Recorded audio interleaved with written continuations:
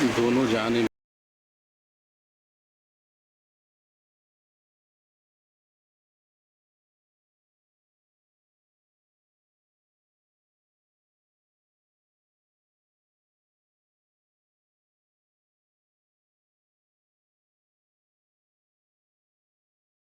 محفل دیکھیے، سب سے مشکل کام یہ ہوتا ہے کہ ایک 2-3 منٹ کا وقت چاہیے مجھے کہ نہ کسی غزل پڑھنے کے بعد کسی شاعر کے، اس کے بعد کسی شاعر کو بلانا، کیونکہ جو سامعین ہے ان کا ذہن پورا فنی ہو جاتا ہے اور شوق ہو جاتا ہے، اس کے بعد سنجیدہ شاعری کی طرف لانا واقعی مشکل کام ہے، اور یہ ذمہ داری میرے سر پر ڈالی گئی ہے ناظمین کی طرف سے۔ اور دوسری چیز یہ ہے کہ یوں ایسا ہو گیا ہے کہ کسی دیے کو بلا کر بولا جا رہا ہے کہ بھائی آپ سورج کا تعارف کروا دو، تو یہ تو میرے بس کی بات نہیں ہے، جتنا مجھ سے ممکن ہے۔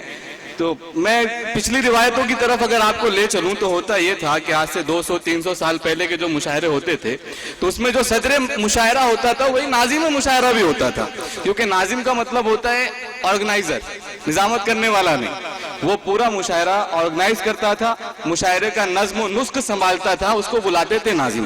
بہادر شاہ ظفر کے مشاعروں میں دیکھا جائے تو بہادر شاہ ظفر بجائے خود صدر بھی ہوتے تھے اور ناظم بھی ہوتے تھے، اور اسی طرح ہمارے مشاعرے میں ایک قابل اور بہترین ناظم ہم کو ملا ہے، جس کے لیے ہم اس کے بہت شکر گزار ہیں، جنہیں ہم ادیب علیمی کے نام سے جانتے ہیں، اور یہ ایسے شخص ہیں، ان سے میری ملاقات یہ پہلی ملاقات ہے، لیکن ایسا لگ رہا ہے کہ جیسے یہ میرے برسوں پرانے دوست ہیں، اور یہ ماہر عروض ہیں، بہترین شاعر ہیں، بہترین نکتہ گاہ ہیں۔ میں مرزا غالب کے ان اشعار کے ساتھ ادیب علیمی بھائی کو دعوت سخن دینا چاہتا ہوں۔ مرزا غالب نے کہا تھا کہ نکتہ چی ہے غم دل اس کو سنائے نہ بنے، نکتہ چی ہے غم دل اس کو سنائے نہ بنے، کیا بنے بات جہاں بات بنائے نہ بنے، نکتہ چی ہے غم دل اس کو سنائے نہ بنے، کیا بنے بات جہاں بات بنائے نہ بنے، اور غیر پھرتا ہے لیے یوں تیرے خط کو کہ اگر، غیر پھرتا ہے لیے یوں تیرے خط کو کہ اگر کوئی پوچھے کہ یہ کیا ہے تو چھپائے نہ بنے، غیر پھرتا ہے لیے یوں تیرے خط کو کہ اگر کوئی پوچھے کہ یہ کیا ہے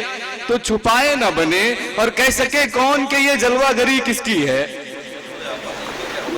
کہہ سکے کون کہ یہ جلوہ نہیں، اس کے لیے ماحول ضروری ہے، کہہ سکے کون کہ یہ جلوہ گری کس کی ہے، پردہ چھوڑا ہے وہ اس نے کہ اٹھائے نہ بنے۔ اور جس شعر کے لیے میں نے 3 شعر کہے ہیں، ہاں یہ اسی لیے یہ ڈاکٹر صاحب، اصل میں ڈاکٹر صاحب ابھی شوق صاحب کی غزل میں الجھے ہوئے ہیں، وہ کیا چل رہا تھا گھر میں پرانی والی بات، خیر۔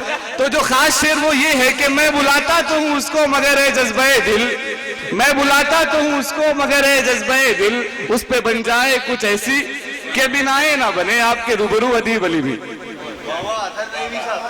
کر رہا ہوں۔ اب یہ دادا کے سامنے تو منہ کھولنا اپنی عظیمت کروانے، کیا سناؤں، لیکن ابھی اثر بڑی پیاری اثر نے ایک روایت کی طرف اشارہ کیا ہے کہ پرانے مشاعروں میں جو صدر ہوتا تھا وہی ناظم میں مشاعرہ ہوتا تھا کہ وہ آرگنائزر ہوتا تھا۔ یہ روایت اب نہیں ہے، مگر اس کا ایک حصہ ابھی بھی باقی ہے کہ آپ اگر اچھا نذرانہ ہمارے مشاعرے میں دیتے ہیں، اچھا تعاون کرتے ہیں تو ہم آپ کو صدارت دے سکتے ہیں۔ تو حیدرآباد میں افتخار بھائی ہیں، ڈاکٹر صاحب ہیں، یہ جانتے ہیں کہ حیدرآباد میں ماضی قریب کے تقریباً 90% مشاعرے یوں ہی ہوا کرتے تھے کہ آپ کے مکان پر آپ کی چائے، آپ کا خرچ، تو آپ صدر مشاعرہ۔ تو ایسے مشاعرے میں ہم ہیں، تو جناب فاروق بھائی جو ہیں ہمارے، یعنی ہر صدر کے اوپر جو ہوتا ہے نا، تو وہ بالکل اب اس کے لیے ایک نئی اصطلاح ہمیں گھڑنی پڑے گی۔ میں غزل سے بات کرتا ہوں، غزل کا مطلع پیش کرتا ہوں۔ ایک مطلب انیس بھائی عموماً ان غزلوں کو صرف سوائے انیس شوق کے شاید کسی نے سنی ہو، کیونکہ یہ میری ابتدائی سخن کی شاعری ہے۔ عرض کیا ہے کہ دین کا گھائل ہے، دین کا گھائل ہے، نہ دنیا کا ستایا ہوا ہے، دین سے گھائل ہے نہ دنیا کا ستایا ہوا ہے، آدمی اب جو ہے خود اپنا بنایا ہوا ہے، دین سے گھائل ہے نہ دنیا کا ستایا ہوا ہے، آدمی اب جو ہے خود اپنا بنایا ہوا ہے۔ غزل کا یہ شعر سننا تھا کہ آدمی اب جو ہے خود اپنا بنایا ہوا ہے، کیسے بتلائیں کہ یکسانیتیں کیا کیا ہیں، شارق صاحب کیسے بتلائیں کہ یکسانیتیں کیا کیا ہیں، रूप किसका है मगर किस में समाया हुआ है। कैसे बतलाएं कि यकसानियतें क्या क्या हैं। रूप किसका है मगर किस में समाया हुआ है। रूप लौट जाएगा कभी असल ठिकाने की तरफ, लौट जाएगा कभी असल ठिकाने की तरफ। मुझ में है कोई जो आया नहीं लाया हुआ है। लौट जाएगा कभी असल ठिकाने की तरफ। मुझ में है कोई जो आया नहीं लाया हुआ है। सुन ले कहता है अदीब आज मचलते हुए शेर। सुन ले कहता है अदीब आज मचलते हुए शेर। देख दुर्वैश अभी वजद में आया हुआ है। सुन ले कहता है अदीब आज मचलते हुए शेर। देख दुर्वैश अभी वजद में आया हुआ है। देख देख दुर्वैश अभी वजद में आया हुआ है। देख दुर्वैश अभी वजद में आया हुआ है।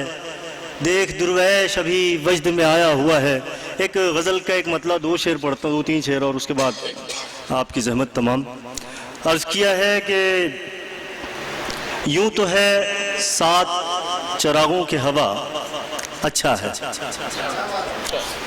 यूं तो है 7 चिरागों की हवा अच्छा है। रुख बदलने दो समझ जाओगे क्या अच्छा है। यूं तो है 7 चिरागों की हवा अच्छा है, बगैर ऑक्सीजन के जलते भी नहीं। यूं तो है 7 चिरागों की हवा अच्छा है। रुख बदलने दो समझ जाओगे क्या अच्छा है। रुख बदलने दो समझ जाओगे क्या अच्छा है। और इस मुशायरे की सबसे ज्यादा प्रचलित बात, जो ट्रेंड में जो वस्फ जो खसलत है, वो ये शेर है कि रुख बदलने दो समझ जाओगे क्या अच्छा है। पीठ पीछे तो सभी अच्छे बुरे होते हैं। पीठ पीछे तो सभी अच्छे बुरे होते हैं। सामना गर हो तो हर एक बुरा।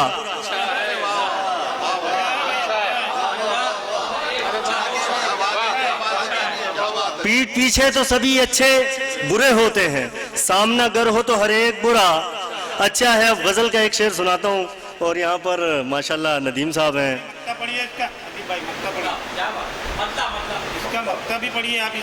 हाँ, एक गजल का शेर, इस गजल के इसी गजल में से गजल का शेर सुनाता हूँ। जी जी नहीं, बस ये आखिरी है कि पीठ पीछे सभी इंसान बुरे होते हैं। सामना गर हो तो हर एक बुरा अच्छा है। गजल का शेर है कि मैंने एक शेर की सूरत उसे दिल नजर किया। ये अनीशों की नजर है कि मैंने एक शेर की सूरत उसे दिल नजर किया, और सुनकर उसे जालिम ने कहा अच्छा है। मैंने एक शेर की सूरत उसे दिल नजर किया, और सुनकर उसे जालिम ने कहा अच्छा है। और सुनकर उसे जालिम ने कहा अच्छा है। हाफिज अनीस अजहर साहब, मेरे शेर की तायीद कीजिएगा कि हम फकीरों को सब इंसान भले लगते हैं। हम फकीरों को सब इंसान भले लगते हैं। बंदे अच्छे हैं कि बंदों का खुदा अच्छा। हम फकीरों को सब इंसान भले लगते हैं।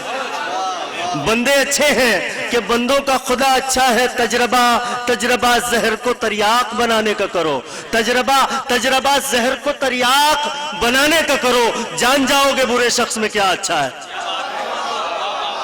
तजरबा जहर को तरियाक बनाने का करो। तजरबा जहर को तरियाक बनाने का करो।